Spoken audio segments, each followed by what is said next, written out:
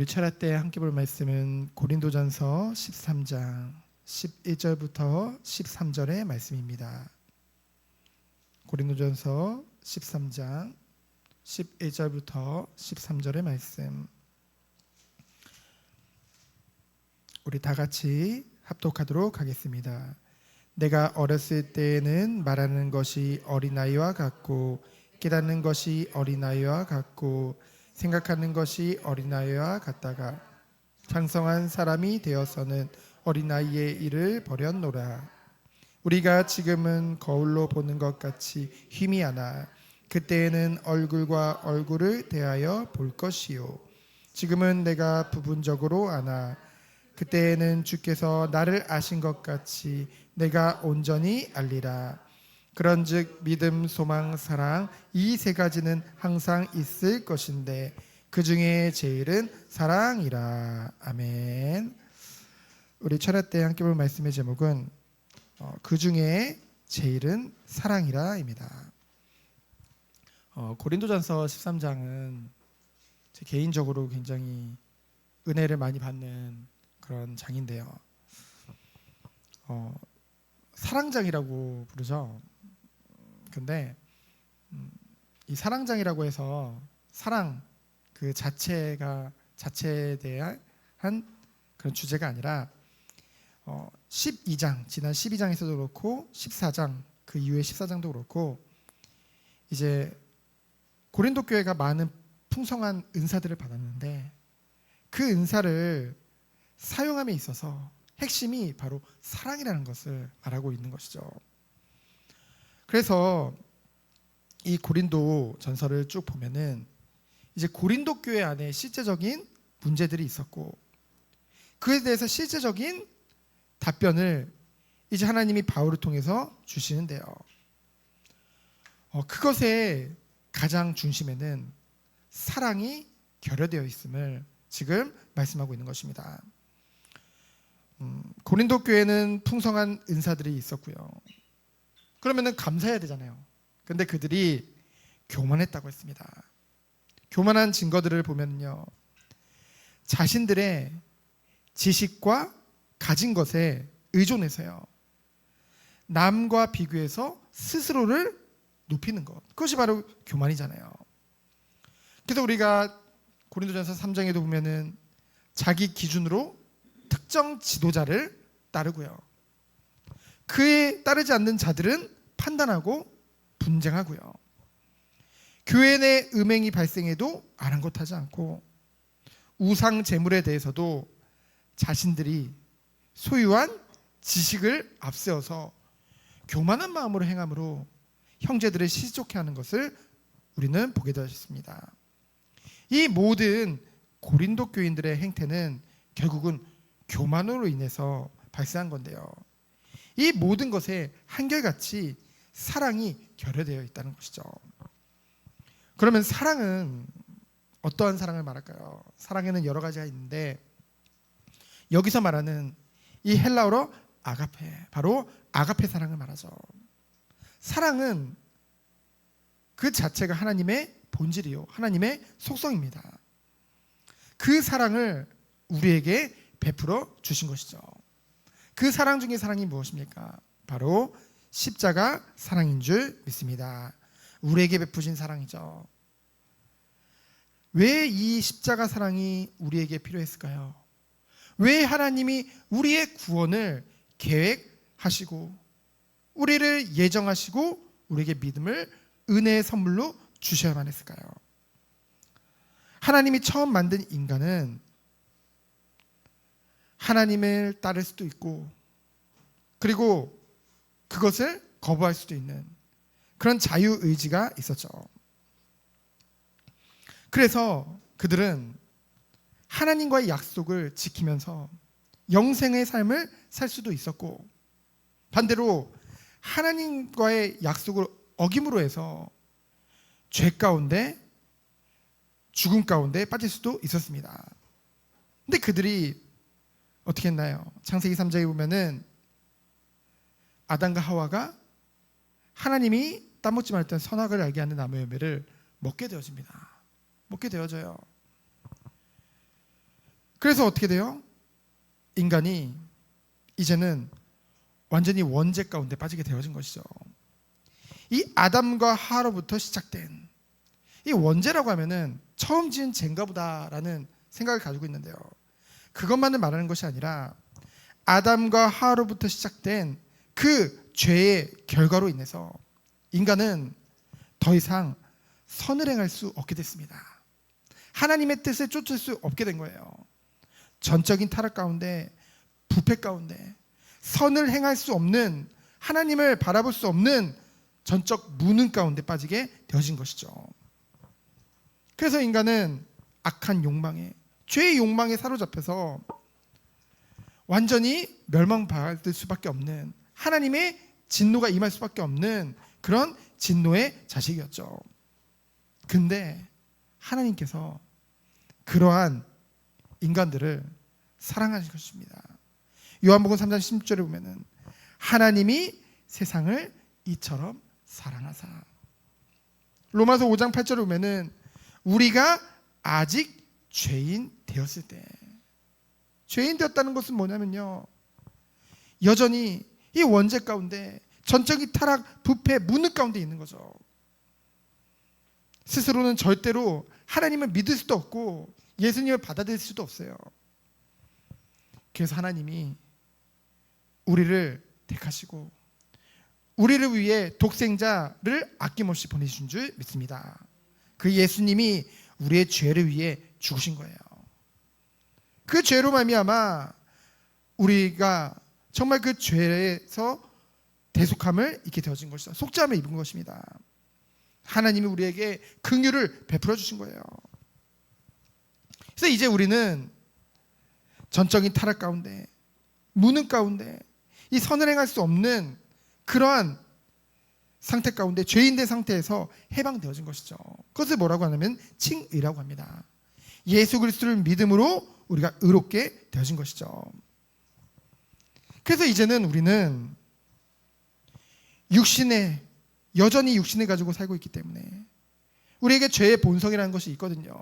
그러나 완전히 예수 그리스도를 믿기 전에, 정말로 이 회개하기 전에, 그 전의 모습과는 다른 것이 무엇이냐면요, 그 전에 죄인이었을 때는 완전히 하나님을 바라볼 수 없는, 선을 행할 수 없는 있는 능력이 전혀 없었는데요, 이제는 예수 그리스도를 믿음으로 말미암아 이제는 우리는 싸울 수 있게 된 거예요. 이 죄의 본성을 따라가느냐, 아니면 하나님의 선하신 뜻을 알고 그 선한 일을 위해서 우리가 나아가느냐, 그 두 욕망을 가지고 싸우게 되어진 것이죠. 그것이 바로 성화의 단계입니다. 갈수록 우리는 그리스도를 힘입어서 주님을 닮아가는 거예요. 그것이 우리에게 베풀어 주시는 은혜죠. 결국은 주님이 오시는 날, 재림하시는 날, 우리는 부활의 몸으로 있고 이제는 영화의 축복. 영화는 뭐냐면요, 이제는 다시는 이 죄의 본성에서 완전히 벗어나서 그 하나님의 형상을 온전히 가지고 이제 영원한 구원의 축복을 누리는 완전한 구원을 우리에게 허락하시는 줄 믿습니다. 그것이 하나님이 계획하신 구원의 축복이에요. 그 모든 것에 무엇이 담겨져 있는 거예요? 아가페 사랑, 하나님의 사랑이 담겨져 있는 것이죠. 그래서 첫 번째로 오늘 말씀에 각종 은사에 있어서 무엇이 필요하냐? 바로 사랑이 꼭 필요하다는 것이죠. 1절에 보면은 내가 사람의 방언과 천사의 말을 할지라도, 이 고린도 교회는 특별히 은사 중에서 방언을 하는 사람들이 방언을 최고로 쳤거든요. 그래서 그 외의 은사들이 인정도 안 했어요. 그 방언이 마치 천사의 말과 같았죠. 그런데 그 모든 것이 사랑이 없으면 울리는 구리와 꽹과리 같다. 이 구리나 꽹과리는요, 이방 신전에서, 이 고린도 지역에는 이방 신전이 많다고 했잖아요. 거기서 귀신을 부르거나 쫓을 때 쓰던 것입니다. 이 사랑이 결여된 방언은 생명력 없는 우상숭배와 같은 그런 무의미한 소밀 뿐이라는 것이죠. 그러나 그리고요 2절에 보면은 내가 예언하는 능력과 모든 비밀과 모든 지식을 알고 또 산을 옮길 만한 믿음이 있을지라도. 대단한 거잖아요. 근데 사랑이 없으면 아무것도 아니라는 것이죠. 그리고 3절에 보면은 내가 내게 있는 모든 것을 구제하고 다 나눠주고요 내 몸을 불사르게 내어줄지라도, 심지어는 순교를 하더라도 그 안에 참된 사랑이 없으면 내게 아무 유익이 없다는 것이죠. 그렇기 때문에 우리에게 중요한 것은 모든 것을 행함에 있어서 사랑이 꼭 필요하다는 것입니다. 그럼 4절로 7절을 보면은 이 사랑의 특징, 특수성에 대해서 말하고 있는데요. 이 사랑은 하나님의 속성이라고 했잖아요. 우리가 하나님의 백성이 되면은요 날마다 주님을 닮아가게 되거든요. 하나님 닮아가게 되거든요. 하나님의 성품을 닮아가게 되어진다는 것이죠.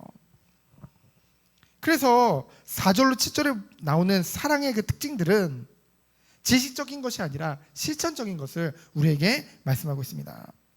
4절에 보면은 사랑을 가진 자의 모습이 나오죠. 사랑은 오래 참고. 우리가 죄인이었을 때 우리 죄인 된 것을 하나님이 오래 참음으로써 우리가 하나님의 친 백성이 된 것이잖아요. 하나님의 성품이 바로 오래 참음입니다.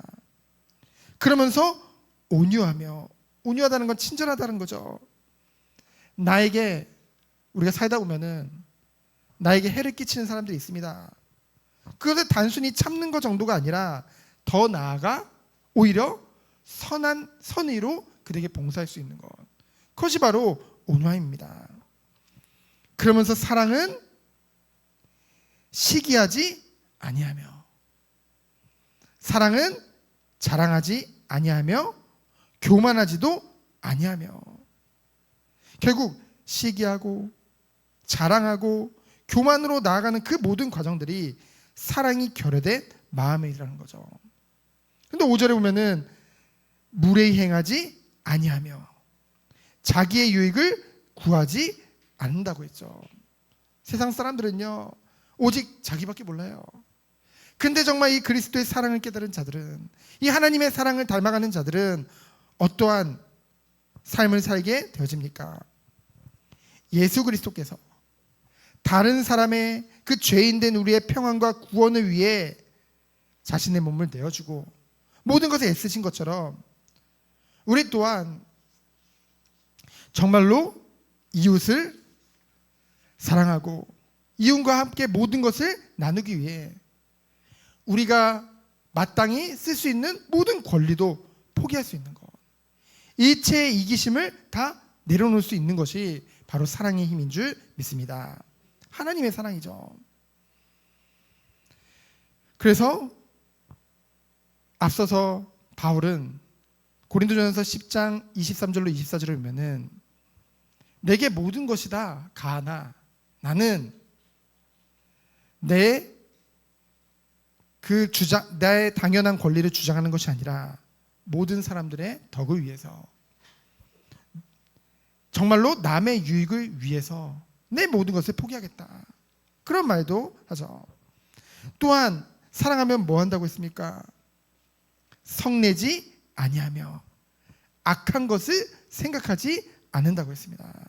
그것이 사랑을 가진, 하나님의 사랑을 가진 자의 모습인 것이죠.